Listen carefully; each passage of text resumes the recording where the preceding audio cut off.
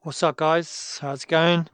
Back streaming again. Apologies, I didn't do a stream yesterday or the day before, I don't think. But I'm back now, and I'm carrying on doing some mixing. So I'm going to be doing some bit more compression to try and set the front back depth of my mix down. So just a reminder of the track we're working on. This is a remix. It's just going to be released under my Ghetto No pseudonym, which is slightly more clubby kind of vibes. It's a remix of my own Get to Know track. Yeah, it's going to be coming out on Boogie Angst. The original track is later on in the year. So this is what it's sounding like.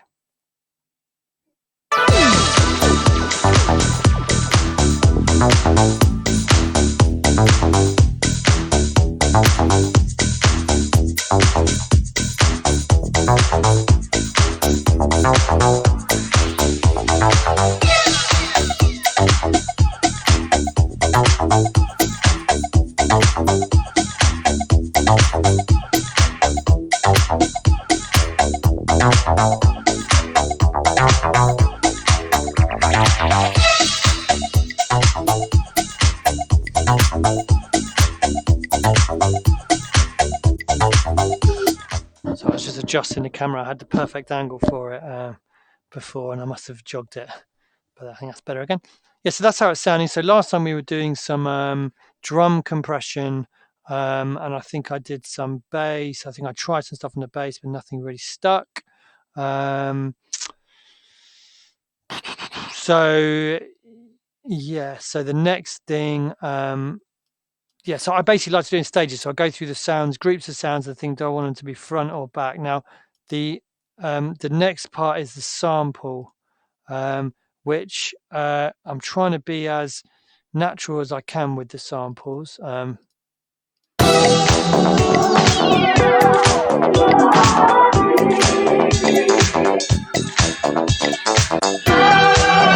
say having filtered the hell out of it, but I'm just going to leave that as it is because I don't think it really needs anything. So let's go to the next section. So the piano.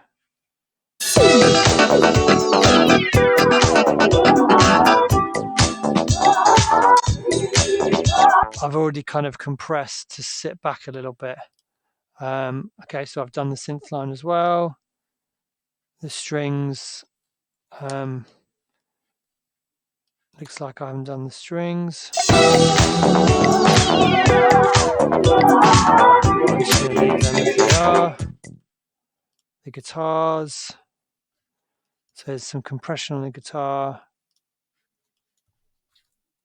Okay, so let's have a look at these guitar parts.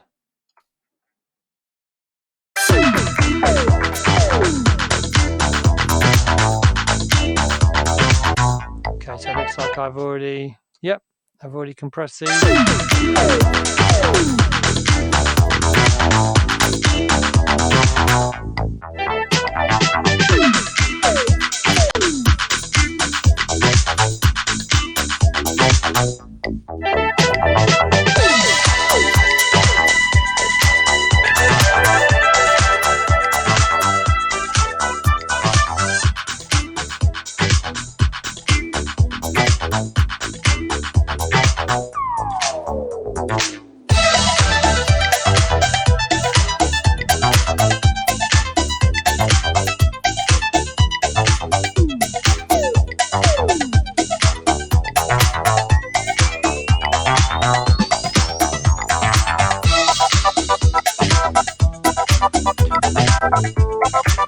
Okay, so it kind of looks like I've already pretty much compressed everything. So I'm not going to do any more of that.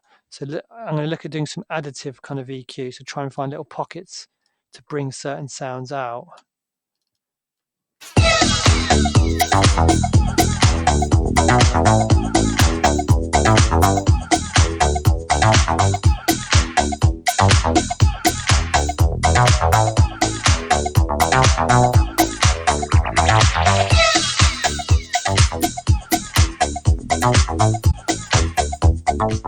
Okay, so this is a Shep 73, which is a kind of 1170 1073 emulation from Waves.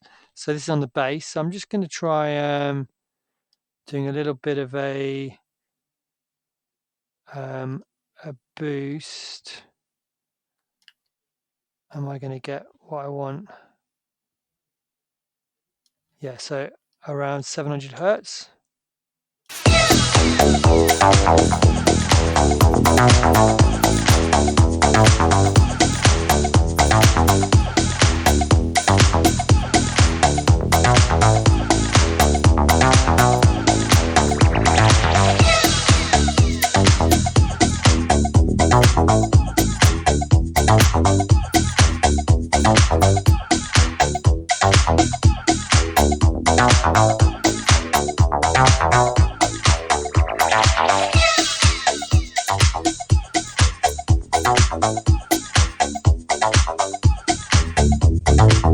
I find this really fiddly, this control.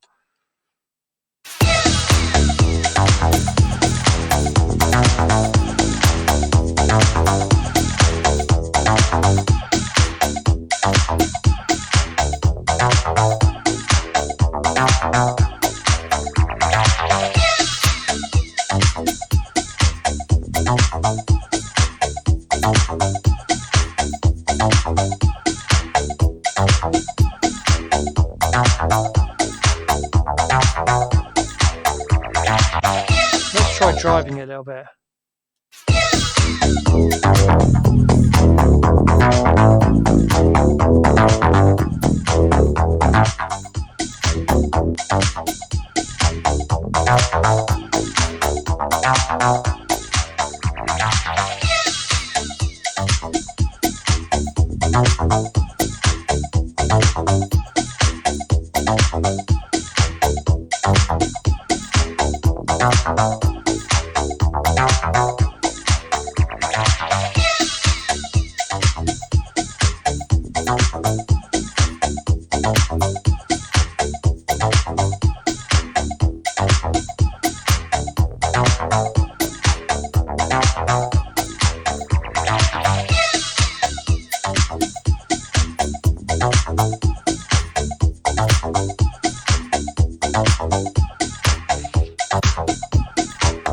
I'm going to take that drive off. I just don't know if it needs that actually.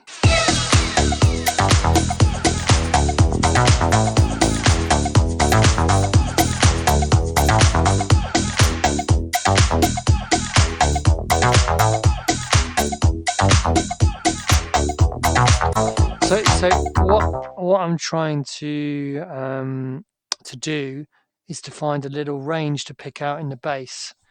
So that's how I try and think of my additive EQ. So this is post compression. So pre-compression EQ is filtering and removing stuff I don't need. Then the compression to set the front back, and then the additive EQ is going to accentuate what I'm trying to achieve with the compression. So bringing things out, and also in the frequency range between about 200 and 400 Hertz and 2K. That mid-range, people always forget that mid-range and they work on the bass and the top, but actually the mid-range is where every speaker is going to be able to reproduce the track, and the mid-range is where it's just going to cut through on things. So you've got to take care of the mid-range, and I try and find a little area in the mid-range for each sound to exist. So for the bass, I've kind of added a little 60 Hertz boost for the kind of sub area of the bass. I wonder if there's a little... I find this so fiddly. No, there's nothing between. So yeah, I'd leave it at 60. I boost in a sub, and then I've done a 700 Hertz boost of 1.5 dB. So that's the area I'm picking out in the mid-range for the bass to kind of just sit and do its thing.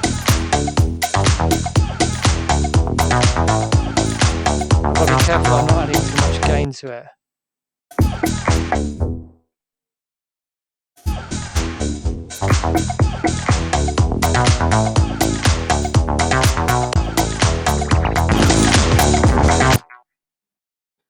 So the fun and games start.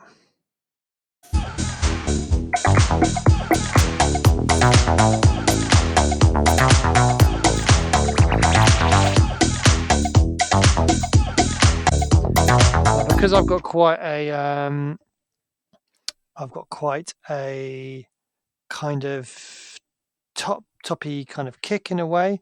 I think it's nice having a little bit of boost in the bass. So let's have a look at the piano now, see what we can do with the piano. So I might have to resort to some less intensive EQs just because I'm running out of CPU. I think it's the streaming that really causes a problem. So we might have to be a bit pragmatic about the EQ choices.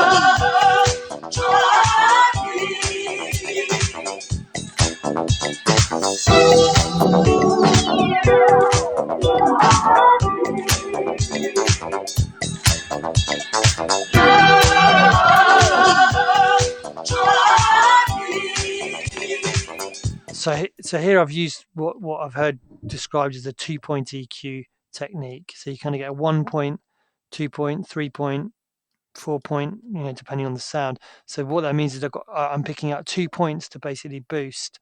And then if I turn down the output volume to compensate, essentially I'm bringing out 2 areas and ducking down everything else a little bit in volume. So these are 2 areas I'm trying to allow this piano to kind of represent itself in the frequency spectrum. So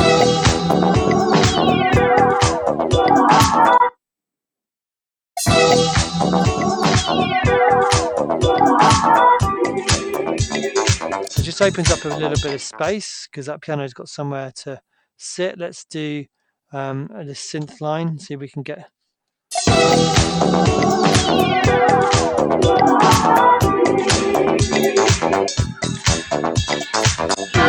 This is the sound we're doing.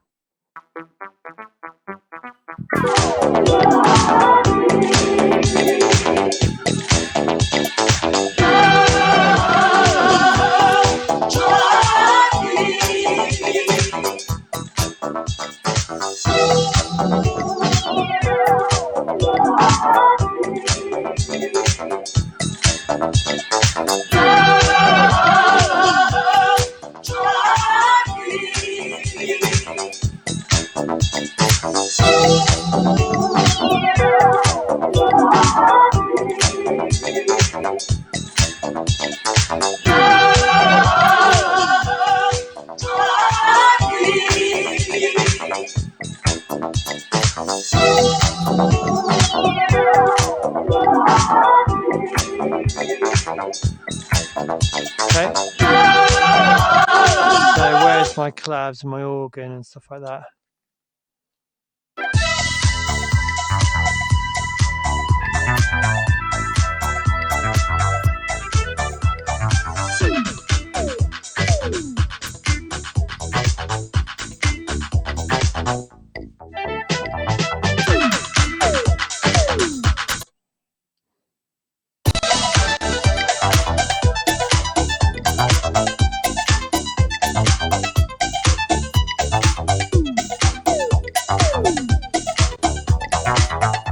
I'm pretty sure I already EQ'd that in the last project.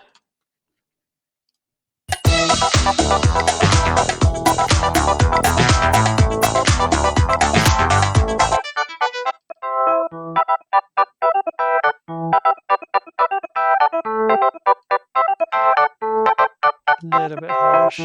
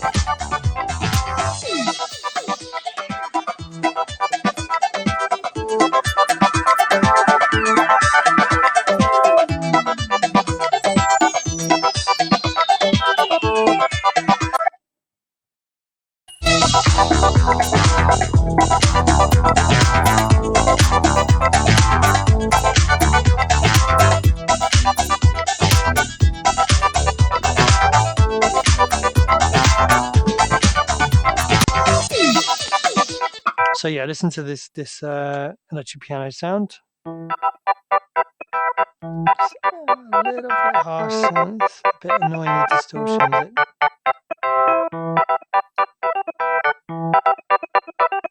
Don't want it to kind of break up.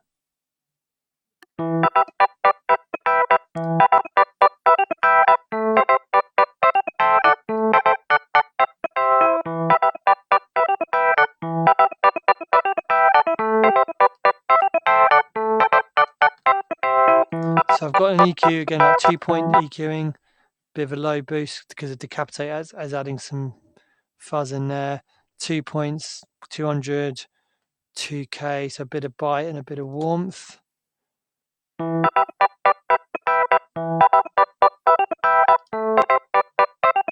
Which feels a bit less boxy because we've taken away a bit of that 600 mid-rangey kind of area because we've done 2 boosts and then an overall cut.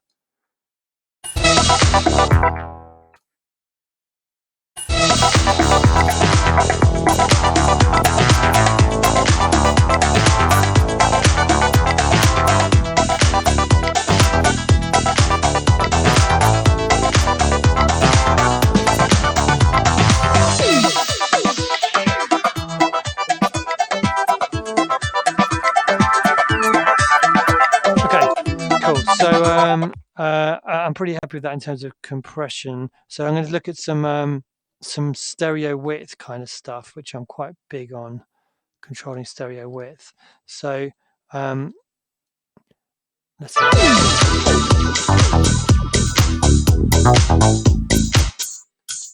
So see, this has got a sample delay on it, so I've given that some important stereo information. What's this?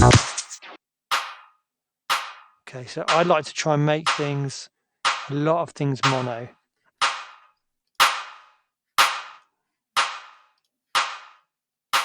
But not if they sound like that. I wonder what, because I've got a sample delay on there. So that one I've decided to make it stereo as well. So let's see what this is like if it's mono. So it's a bit of a game trying to get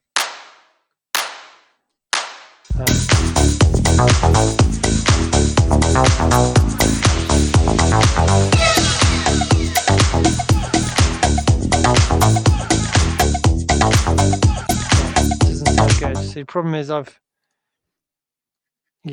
probably overlaid stuff a little bit here, but that's fine. Snare, this can be mono, I think. Okay.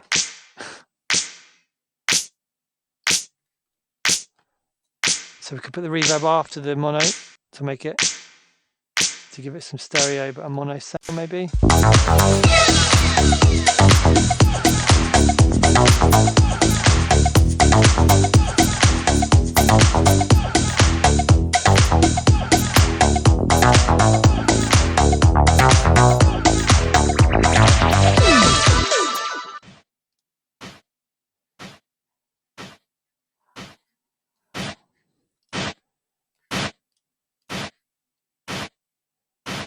That might have already been mono, but anyway.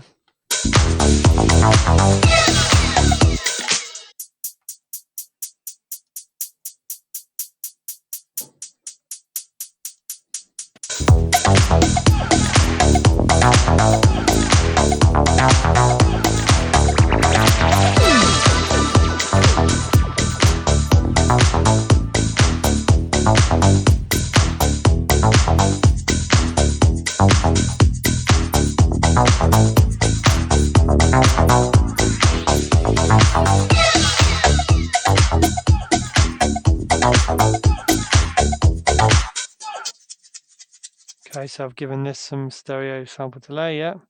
So I've gone more stereo than what normally actually on this track. Normally I'm a bit more frugal with the stereo image.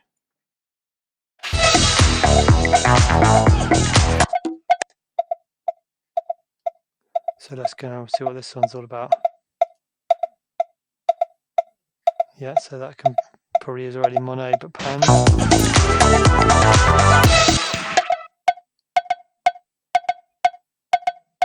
What's this?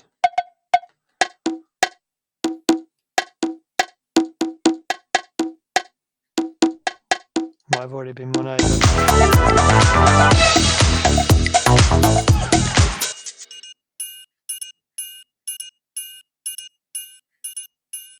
Oh damn! So you lose all that high frequency there when I made it mono, so that's not going to work.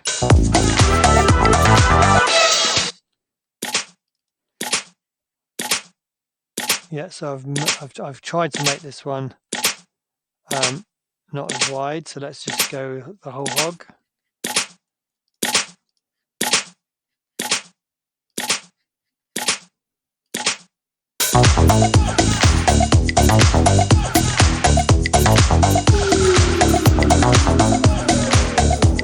So with the bass, let's try some stuff with this. Let's try and get a nice solid kind of low mid mono eco. Let's try learning actually, see what it says.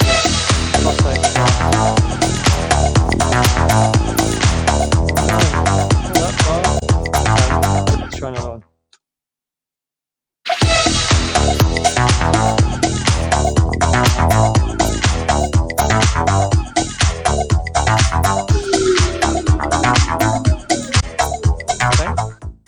Okay. So let's make this band totally mono.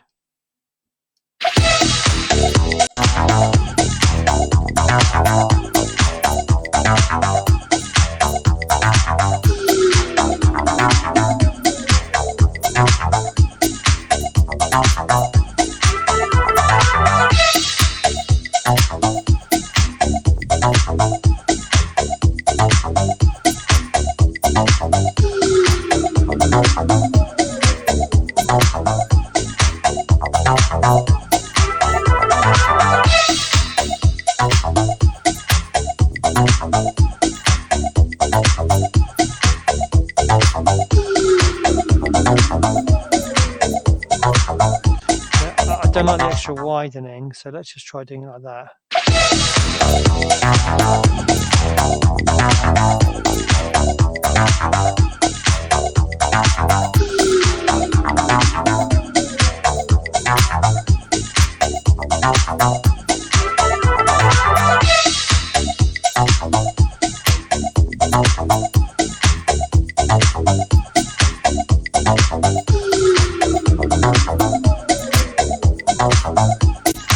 No, it just doesn't need it. So it's a good idea to try and keep your sounds as natural as possible, unless you've got a reason not to. So sample, I'm going to leave that as it is. What's this electric piano here?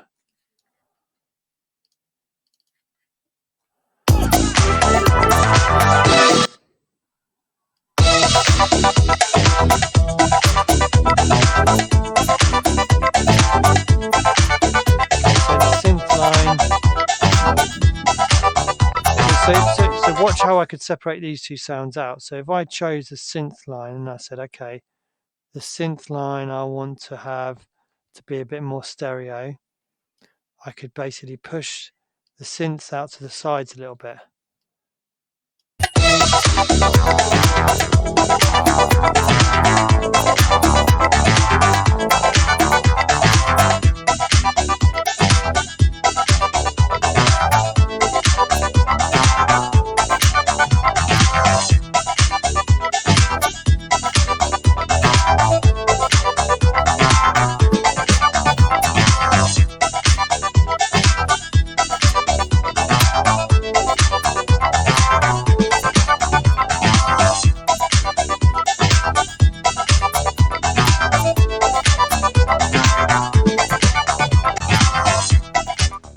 Yeah, so it kind of pushes them away from the this electric piano sound, which I could try and pull in a little bit. I've got a phase mistress on, which is going to be giving it a bit of stereo information. But let's go with the direction mixer. I'll try and tuck this in a little bit.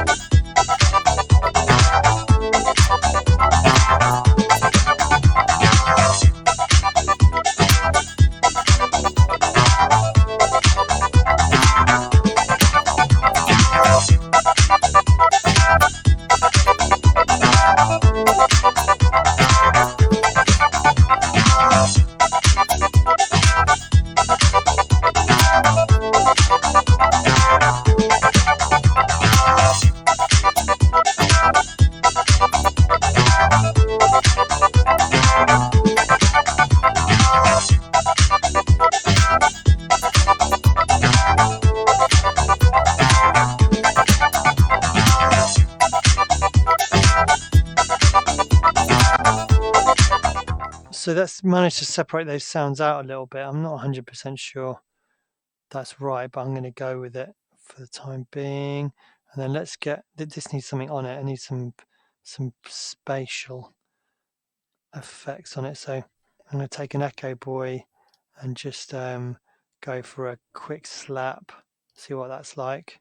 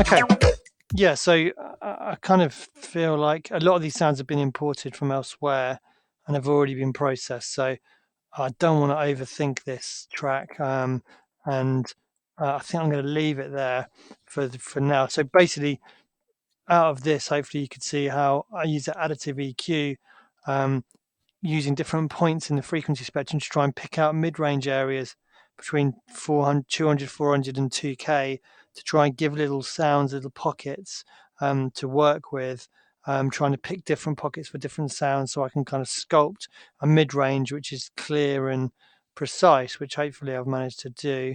I